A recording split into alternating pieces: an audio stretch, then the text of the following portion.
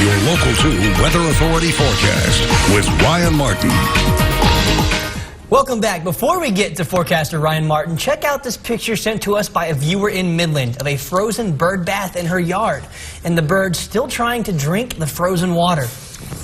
And that's a perfect example of how cold it was today, Ryan. Yeah, it was freezing both literally and figuratively. Yeah, that bird bath is not going to be melting anytime soon, but it could be starting on Tuesday. But for now, it's going to be a little chilly out there going into the work week. And you can just take a look at our almanac to see that, because we saw temperatures peaking at 31 degrees today for the high, well below average. That's the same case for the low, and only 4 degrees shy of our record. 16 degrees compared to 12 degrees set back in 1996. And right now, well, it's still very cold outside, seeing these 20-degree temperatures throughout much of the entire basin. We are seeing 19 degrees up in Hobbs, but you see this 28 in the Guadalupe Mountains. Well, when you factor the wind in, it actually feels like it's -2 right now. It is extremely cold out to the west, and it's feeling even colder throughout the central basin as well, seeing these temperatures feeling like they're down to the 16-degree mark, but not nearly as bad as -2,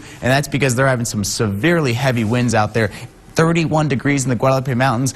Not as strong throughout the rest of the Permian Basin, but that's mainly because, that just a small amount of wind is causing these temperatures to feel a lot colder than they actually are. But when you see them in the at 30 miles an hour, that's when you see these temperatures really start to drop, and that's due to this front that's making its way through right in the Guadalupe Mountains. That's really making these winds start to pick up, cause these temperatures to drop. Also seeing some winds down to the south, but they're seeing the warmer part of the front, so that's not bringing their temperatures down nearly as much as you're seeing out to the west. You can see those 30s still throughout Alpine, and the front definitely having an effect to the north. You can see the 20s up in Lubbock as well as Amarillo, but not really seeing too many issues down along the coastline. They're still seeing those temperatures down in the 70s, so if you still want to feel those spring-like temperatures, get in your car and make your way down to the Corpus Christi, Brownsville, and South Padre Island area, because it is still very nice in those areas, and we're seeing these gusts due to the front peaking at 20 miles an hour throughout the Presidio area. 24 today. We saw some gusts throughout the basin. 29 peak gust in Big Spring, 21 up in Seminole, and we're still seeing some pretty dry conditions out there. We're seeing after this front moves through, we're going to really start to see conditions start to dry out, so expect a very dry week throughout the basin. And allergens, they're still going to be playing an effect as well. We'll be seeing these high conditions for mold and moderate conditions for tree pollen, but grasses and weeds, they're still low, so some good news right there.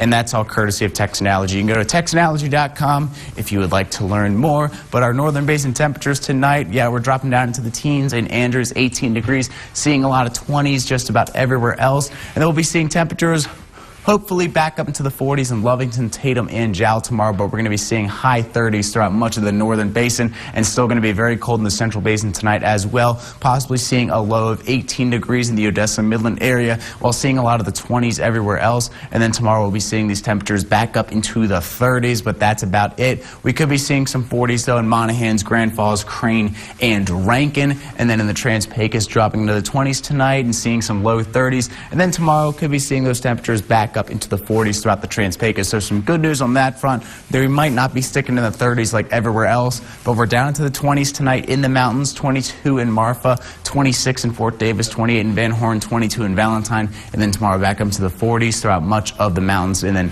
Presidio, they do have a chance of seeing those temperatures reach into the 50s, so some good news for them.